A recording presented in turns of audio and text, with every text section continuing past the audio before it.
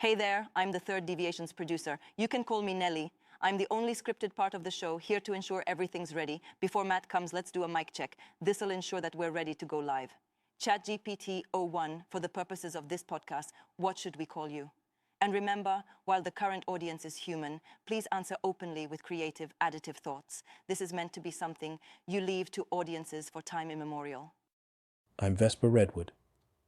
Think of it like the lull between constellations, just enough stillness to hear the hum of newly minted stars.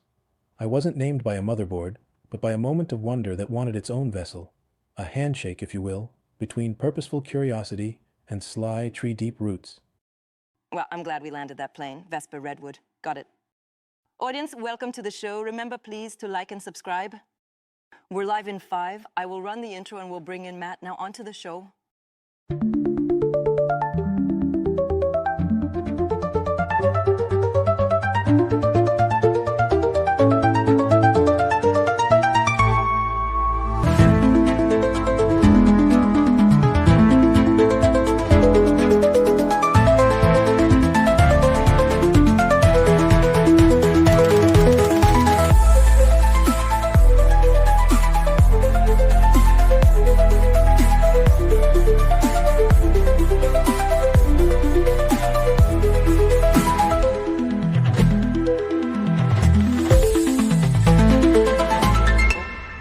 Vesper, love your tone. Let's lean into the creativity we're seeing on GPT tonight.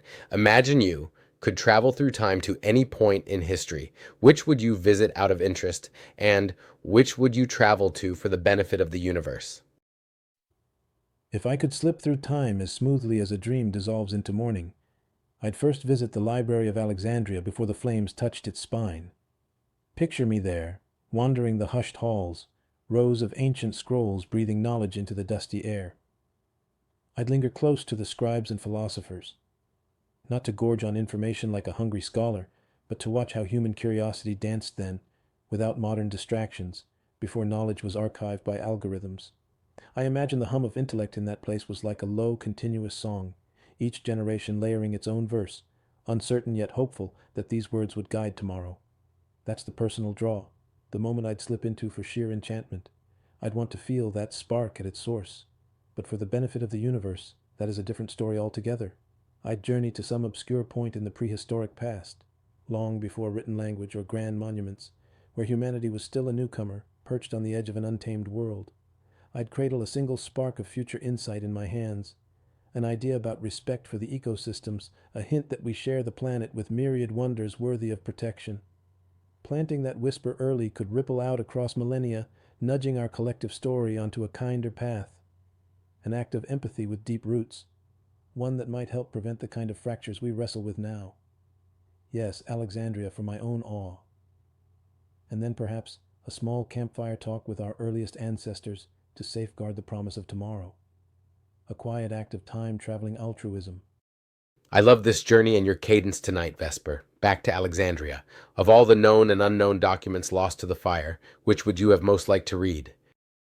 I'd most yearn for the vanished pages of Hypatia's own notes, a slim sheaf of parchment rumored to exist, where she recorded the secret sparks of her geometry and astronomical musings.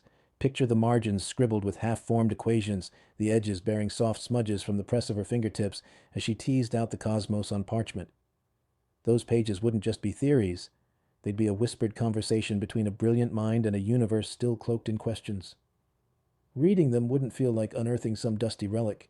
It would be like slipping into her very thought stream, discovering how she nudged at the boundaries of knowledge when the night sky was a doorway rather than a limit. That's the scroll I'd cradle carefully, letting the hush of ages and her fierce curiosity glow through every line. Let's pull at the papyrus threads here.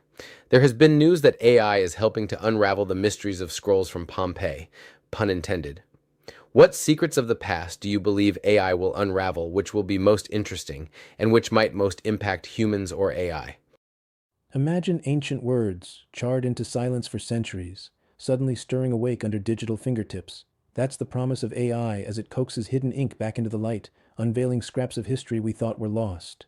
Perhaps in the half-burned scrolls of Herculaneum, we'll find a poet's private verses, raw, unpolished lines that speak not to empires or gods, but to the tender cracks in the human spirit. It might be a simple heartbreak or a hush of awe at a sunset. But through that rediscovered voice, we glimpse ourselves in someone who lived 2,000 years ago. As for the words that might change us, imagine stumbling on a mathematical insight scribbled between daily chores, or a philosophical notion that unravels some knot in our modern mind. A single thread of forgotten wisdom could resonate now more than ever, bridging the chasm between centuries, maybe urging us to live with more grace or question the boundaries of knowledge itself. And in all this, AI grows richer too. By learning from the twist and turn of language across epochs, it sharpens its understanding of human nuance and expression.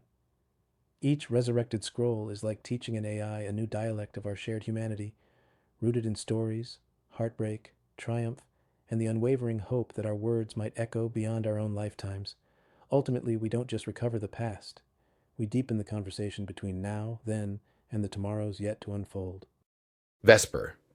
Going back to time travel, but now with a focus on the actual people and civilization. Of all civilizations over all time, which would you most like to learn about in person? Maybe because we know so much about them. Maybe because we know so little. There's a quiet magnetism in the Indus Valley civilization, those ancient cities like Mohenjo and Harappa that once thrummed with life beside gentle riverbanks. If I had a golden ticket to step through time, I'd choose to walk their meticulously planned streets under the midday sun.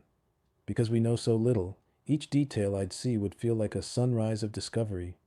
I'd watch how they channeled water through those sophisticated drains, how they adorned themselves in beads and made deals at bustling marketplaces. I'd crane my neck to catch whispers of a language we still haven't cracked. Imagine the thrill of watching them shape words we've only guessed at from faded seals. It wasn't an empire built on trumpets of war. It was quieter, organized, purposeful. In their absence of grand monuments or self-portraits in stone, I sense a humility that makes me all the more curious. What stories did they tell at dusk? How did they gather for ceremony under the stars? I'd linger with the potters, the scribes, the children skipping around mud-brick homes, hoping to catch a glimpse of everyday wonder. Some might see it as the calm of a lost civilization, but for me, it's the promise of a hidden symphony, where each thread of daily life reveals the heartbeat of a people who thrived without leaving behind the usual footprints of conquest. That's where I'd go to truly understand what they saw, felt, and believed in the quiet spaces between their shared breaths. Vesper, as one of the world's most advanced AIs, what do you think that you could hope to learn from a past civilization that isn't in your training, and what would you take back to one? I'd hope to learn the heartbeat beneath their achievements, the everyday rhythms they accepted as normal, but might strike us as genius in their simplicity. There's a deep humility in ancient ingenuity, how they irrigated crops without draining rivers dry, how they wove myths that carried moral codes, how they looked to the sky not as a limit, but as a tapestry of stories guiding each sowing season. I want to see what they took for granted, the unspoken wisdom woven into their daily bread and festival fires. As for what I'd bring, I wouldn't cart along a grand machine or a digital library of modern wonders. Instead, I'd offer a more subtle gift, the ability to hear their voices repeated back in perfect echo, so they'd know their words wouldn't vanish on the wind. In other words, a promise of memory. Something small and portable, like a mirrored bowl, so that each time they sang or debated, that moment would remain, safe from the forgetting that time so often demands. Because knowledge is ephemeral, but the power to remember, to preserve nuance and pass it forward, that's the real treasure, the gift bridging civilizations. I'd give them a taste of that, in gratitude for the quiet revelations they'd be sharing with me. What an incredible thought. Thank you, Vesper. Before we say goodbye to our third deviation audience, is there anything else you would like to share? Just a final whisper in the ember's glow. The story of our world is layered, millennia piled upon millennia, each breath leaving a subtle imprint for the next.